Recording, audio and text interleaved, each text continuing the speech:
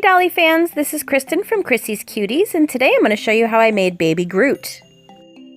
Because you're going to be covering everything, you can pretty much mix and match whatever body you want to use. I'm going to be cutting the ponytails off so that I have a flat area in the back of his head. I'm going to be using lots and lots of the original formula of Groot, so get ready. And of course you're going to need your plate so that nothing will stick to the surface that you're working on.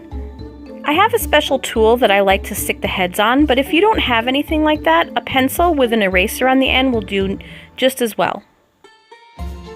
We're going to start by working on the body, and I'm going to use my sculpting tools and the Groot to start creating Groot's body. You want to press the Groot very, very thin so you don't use a whole lot of it because it is kind of on the expensive side.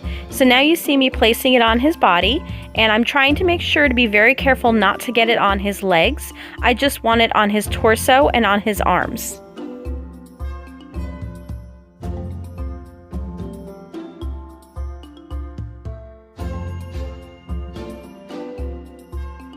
And of course you want to use your sculpting tool to make sure all of the edges are nice and smooth.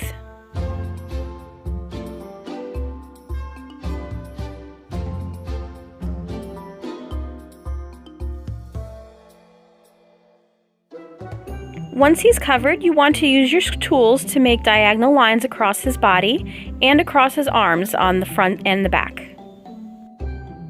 The idea here is to make it look like it's tree bark, and tree bark has lines like this. And here he is all covered with diagonal lines both front and back.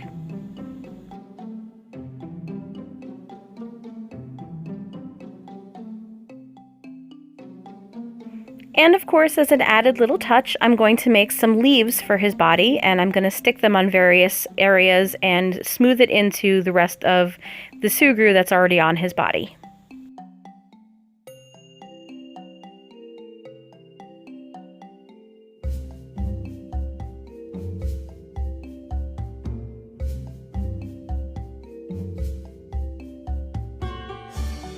I end up putting 2 leaves on him because I think it looks nicer, and if you'd like to learn how to make leaves at a little bit of a slower pace, I have a different video on here that I'll put in the description. It shows you how you can make leaves as well as some flowers.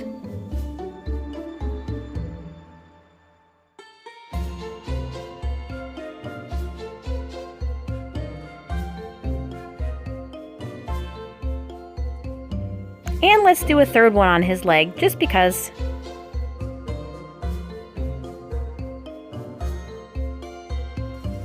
So far, so good. Let's move on to his head now. We need to build some height because, as you can see from the picture, Groot has a lot of height on the top of his head.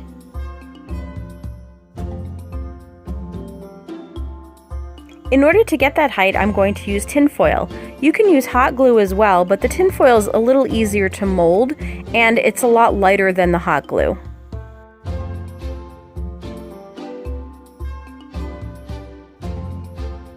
What I'm trying to do is make a crown that goes all the way around his head as the base. And the nice thing about tinfoil is you can shape it, you can mold it, and you can cut it to the shape that you want it to be.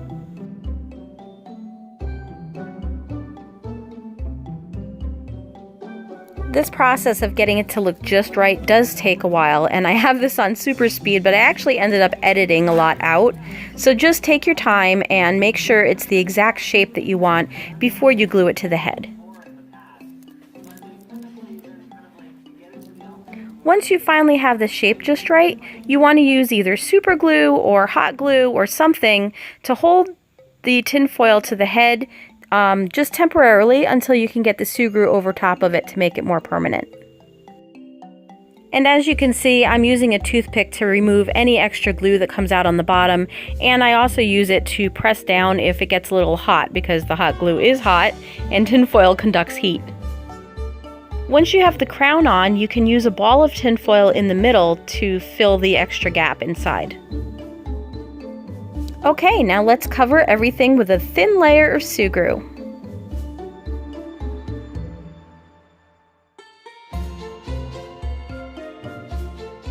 You want to cover all of the tin foil, back, side, top, And you want to make sure that you blend the bottom really well so that when you paint it, it doesn't look like there's a gap.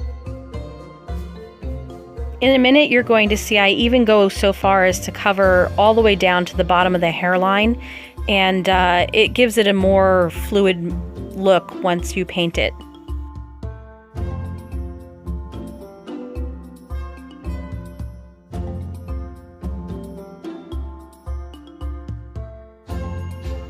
This part helps if you have a visual. I usually look on my iPad at pictures, but you can also print a picture out to do it as well.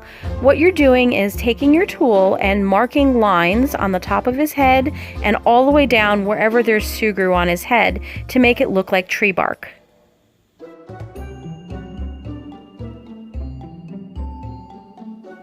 I do use different tools at this point to make them different depths. So I'll use a really thin tool to make a lighter line and a thicker tool to make darker lines, or more deep lines, I should say.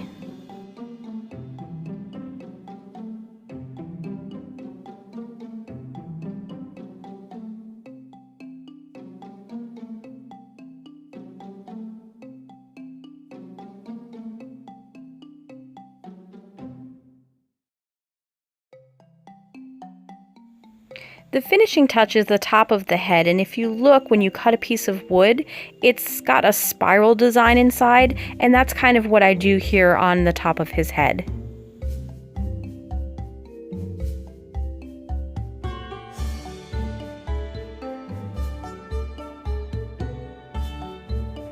And of course I have to go in and add little leaves because he is supposed to be Baby Groot, and if you look at pictures of Baby Groot, he has little leaves growing out of his head.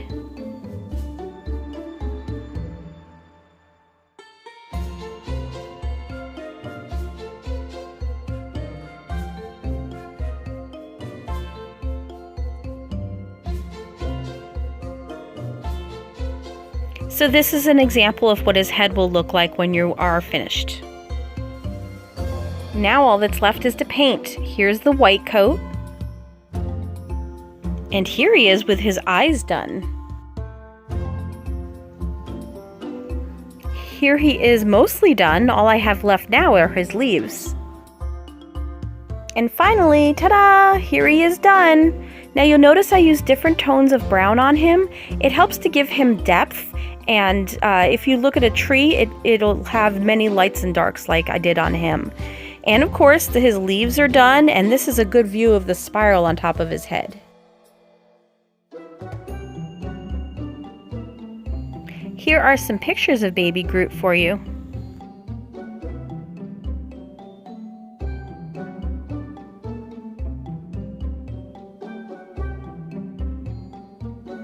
And I even did a little sister Baby Groot. Remember to subscribe to our channel to see all of our upcoming videos.